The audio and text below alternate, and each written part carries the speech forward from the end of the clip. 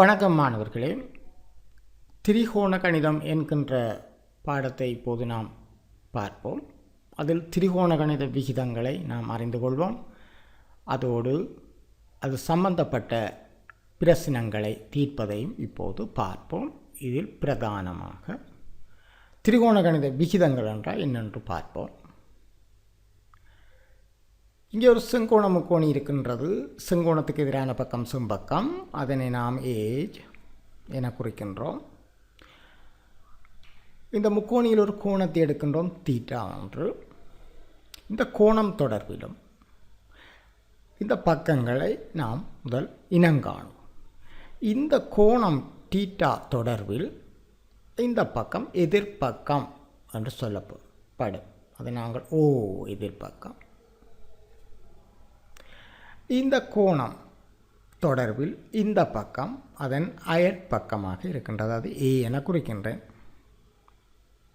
செங்கோண முக்கோணியில் எப்போதும் செங்கோணத்துக்கு எதிரான பக்கம் செம்பக்கம். அதை போக நாம் இந்த கோணத்தை கருதுகின்றோமோ அந்த கோணம் தொடர்பில் எதிர்பக்கத்தையும் அயல் பக்கத்தையும் நாம் புரிந்து கொள்ள வேண்டும். இந்த திரிகோண கணித விகிதங்கள் எவ்வாறு உருவாக்கப்பட்டது என்பதை தரம் 10 பாடத்திட்டத்தில் நாம் விரிவாக பார்த்திருந்தோம். எனவே அதன் அடிப்படையில் இங்கே சுருக்கமாக 3 விகிதங்கள் இருக்கின்றன, திரிகோண கணித விகிதங்கள். அதில் முதலாவது சைன் விகிதம். இந்த கோணத்தின் சைன் விகிதம் என்று சொல்லப்படுவது எதிர்பக்க நீளத்தின் கீழ் செம்பக்க நீளத்தால் தரப்படும். அதாவது எதிர்பக்க நீளத்துக்கும் செம்பக்க நீளத்துக்கும் இடையேயான விகிதம்தான் சைன் விகிதம் இந்த கோணத்தின். இதே போன்று கோசைன் விகிதம் அயல்பக்க நீளத்துக்கும் செம்பக்க நீளத்துக்கும் இடையேயானது. இந்த கோணத்தின் கோசைன் விகிதம் என்பது அந்த கோணத்தின் அயற்பக்கத்திற்கும் செம்பக்கத்துக்கும் இடையேயான விகிதம். அதேபோல் டென்ஷன் விகிதம் என்பது எதிர்பக்க நீளத்திற்கும் அயல்பக்க நீளத்துக்கும் இடையேயான விகிதம். இந்த கோணத்தின் எதிர்பக்க நீளத்திற்கும் அயற்பக்க நீளத்திற்கும் இடையேயான விகிதம் தான் டென்ஷன் விகிதம். இந்த 3 விகிதங்களை நாம் அறிந்திருக்க வேண்டும். இவற்றை பயன்படுத்தும் சந்தர்ப்பங்களை நாம் பார்ப்போம். முதலாவதாக இவற்றை பயன்படுத்துவதற்கு முன் ஒரு விடயத்தை அறிந்து கொள்வோம். நிலைக்குத்து தளம் சம்பந்தப்பட்ட பிரச்சனைகளை நாம் தீர்க்கின்ற போது ஏற்ற கோணம் என்கின்ற எண்ணக்கரு உங்களுக்கு தெரியும். கிடையுடன் மேல் நோக்கி இருப்பது ஏற்ற கோணம். இந்த கிடையுடன் மேல் நோக்கி பார்த்தால் அது ஏற்ற கோணம். கிடையுடன் கண்மட்டத்திலிருந்து கீழ் நோக்கி பார்த்தால் அதனை இறக்க கோணம் என்று சொல்வோம். அதை அளக்கக்கூடிய கருவி ஒன்றை இங்கே காட்டியிருக்கின்றேன். இப்போது நாம் ஒரு வினாவுக்கு வருவோம். இங்கே ஒரு வெளிச்ச வீடு இருக்கின்றது. அங்கே கடலில் 2 வள்ளங்கள் இருப்பதாக கொள்வோம். எக்ஸ்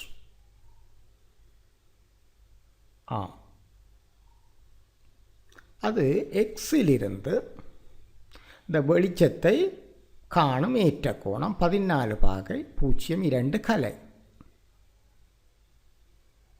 நான் முதல்ல சொன்னேன், கிடையுடன் மேல் நோக்கியது ஏற்ற கோணம். எக்ஸ் என்று சொல்லப்படுகின்ற படகிலிருந்து இந்த வெளிச்சத்தை நோக்கும் ஏற்ற கோணம் தரப்பட்டுள்ளது. அதேபோன்று இந்த வள்ளம், இதனை y என நாம் பெயரிட்டால், இந்த yயிலிருந்து இந்த வெளிச்சத்தை நோக்கும் ஏற்ற கோணம் 26/35 கலை என தரப்பட்டுள்ளது. இந்த வெளிச்சத்தின் உயரம், தரை மட்டத்திலிருந்து இந்த வெளிச்சத்தின் உயரம் 30 மீட்டர் எனவும் தரப்பட்டுள்ளது. இப்போது வினாவை நாம் பார்ப்போம். வினா எப்படி தருவார்கள் என்றால், ஒரு குறித்த கணத்தில் 30 மீட்டர் உயரத்தில் உள்ள வீட்டில் உள்ள வெளிச்சத்தை கடலில் உள்ள எக்ஸ் y ஆகிய படகுகள் காணும் ஏற்ற கோணங்கள் முறையே 14/02 கலை,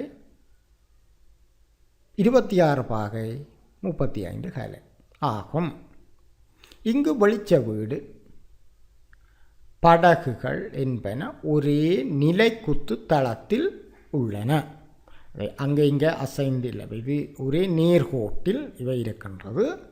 ஒரே நிலைக்குத்து தளம், இது ஒரே நிலைக்குத்து தளம். இந்த முக்கோணிகள் ரெண்டு முற்பட்ட இந்த இது சாய்வு அல்ல, ஒரே நிலைக்குத்து தளம்.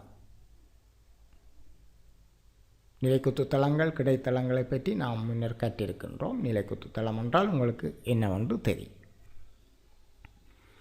எனவே இந்த சந்தர்ப்பத்தை நாம் இவ்வாறு வரைவதில்லை. படகுகள் கடல் எல்லாம் கீறுவதில்லை. வினாக்களுக்கு விடையளிக்கின்ற போது பெரும்படி படத்தை நாம் வரைவது உண்டு. பெரும்படி படத்தை வரைந்து வினாக்களுக்கு விடையளித்தது எப்படி என்று பார்ப்போம். இது வினா. இதற்கான பெரும்படி படம் இவ்வாறு அமையும். வெளிச்ச வீடு, அதன் உயரம் 30 மீட்டர். இது எக்ஸ் என்ற படகு, அதில் இருந்தான் ஏற்ற கோணம். y என்ற படகு, அதில் இருந்தான் ஏற்ற கோணம். இப்பொழுது வெளிச்ச வீட்டிலிருந்து எக்ஸுக்குள்ள தூரத்தை நாம் எக்ஸ் மீட்டர் என்றும், வெளிச்ச வீட்டிலிருந்து படகு வைக்குள்ள தூரம் y மீட்டர் எனவும் கொள்வோம். இங்கு வினா நாம் முதலில் பார்க்கின்ற போது படகுகளுக்கு இடையேயான தூரத்தை காண்க. இந்த இரண்டு படகுகளுக்கும் இடையேயான தூரம், அதாவது வெளிச்ச வீட்டிலிருந்து எக்ஸுக்குள்ள தூரத்தை கண்டு, வெளிச்ச வீட்டிலிருந்து வைக்குள்ள தூரத்தை கண்டு, அந்த தூரத்திலிருந்து இந்த தூரத்தை கழித்து விட்டால் இந்த ரெண்டுக்கும் இடைப்பட்ட தூரம் வரும். அதனைத்தான் நாம் இங்கே இதிலே பார்க்கணும். எனவே வெளிச்ச வீட்டிலிருந்து படகு எக்ஸுக்கான தூரத்தை எக்ஸ் மீட்டர் என்றும், படகு வைக்கான தூரத்தை y மீட்டர் என்றும் எடுத்துக்கொண்டு இங்கே கோணங்கள் தரப்பட்டுள்ளன. இங்கே இருப்பது செங்கோண முக்கோணி. 2 செங்கோண முக்கோணிகள் இருக்கின்றன. அவற்றுக்கு பொருத்தமான திரிகோண கணித விகிதங்களை பாவிப்போம். இப்போ முதலாவதாக நாங்கள் பெரிய செங்கோண முக்கோணி, அதிலே 14 பாகை 0.2 கலை என்ற கோணத்துக்கு டேன்ஷன் விகிதத்தை பார்த்தால் அது எதிர்ப்பக்க நீளம் 30 கீழ் அயல் பக்க நீளம் எக்ஸ். எதிர்ப்பக்கத்துக்கும் அயற்பக்கத்துக்கும் இடையான விகிதம் தான் டேன்ஷன் விகிதம். டேன்ஷன் அட்டவணையில் சென்று 14 பாகை 0.2 கலைக்கு நாம் பார்க்கின்ற போது 0.2499. இதில் நாம் எக்ஸை எழுதாயாக மாற்றுகின்ற போது 30 என்பதை 0.2499 வகுக்க வேண்டும். இது ஒரு எங்களுக்கு சிக்கலான ஒரு செயலாக வந்திருக்கின்றது. ஒரு முழு எண்ணை ஒரு தசம எண்ணால் வகுப்பது என்பது இதற்கு நாம் மடக்க அட்டவணையை பயன்படுத்த வேண்டி இருக்கும். அவ்வாறு இந்த விடையை கண்டுபிடித்திருக்கின்ற 120 மீட்டர் என கிடைக்கின்றது எக்ஸ். இதை நாம் வேறொரு விதமாக சுருக்கமாக செய்வதாக இருந்தால், இந்த பெரிய முக்கோணியைத்தானே கருதினோம். பெரிய முக்கோணியில் இந்த கோணத்தை நாம் எடுக்க வேண்டும். இந்த கோணத்தை நாம் எடுக்க வேண்டும். அது எவ்வாறு எடுக்கலாம் என்றால், இந்த 2 கோணங்களையும் கூட்டினால் 90 பாகை. எனவே 90 பாகையிலிருந்து இந்த 14 பாகை 0.2 கலையை கழித்தால் இந்த கோணத்தின் பெருமன் கிடைக்கும் 75 பாகை 58 கலையின.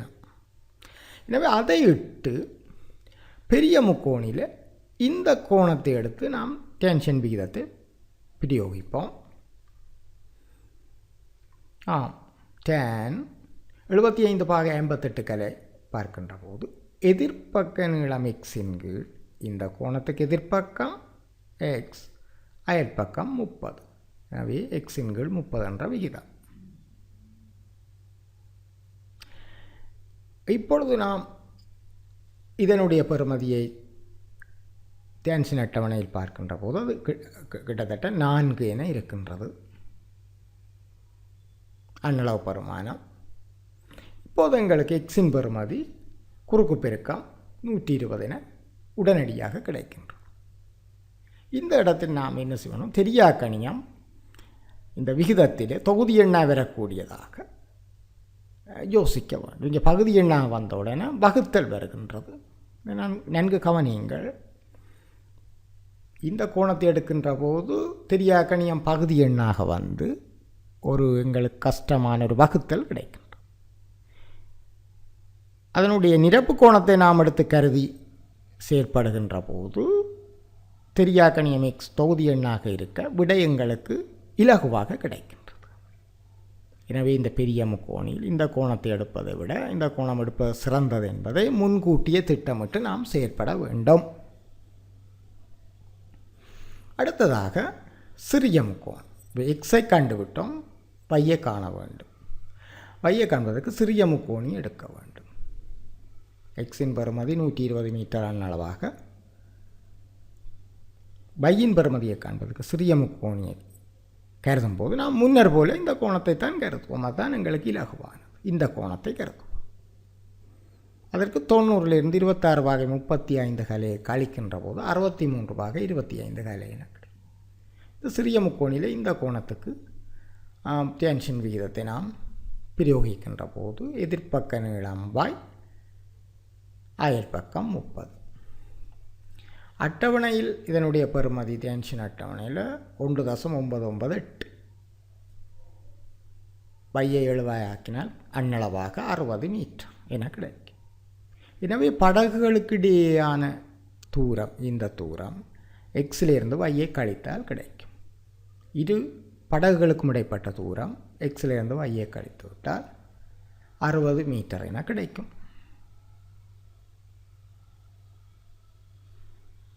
இங்கே எக்ஸ் ஒய் ஆகிய படகுகளுக்கும் இடைப்பட்ட தூரம் 60 மீட்டர்.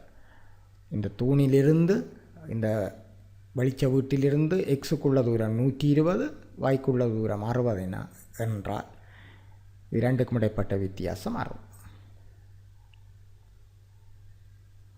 திரிகோண கணித விகிதங்களை நாம் 3 விகிதங்களை பார்த்தோம். Sign, cosine, tangent.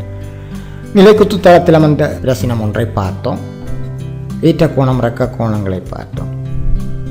நிலைக்குத்து தளம் என்றால் என்ன என்பதையும் பார்த்தோம்.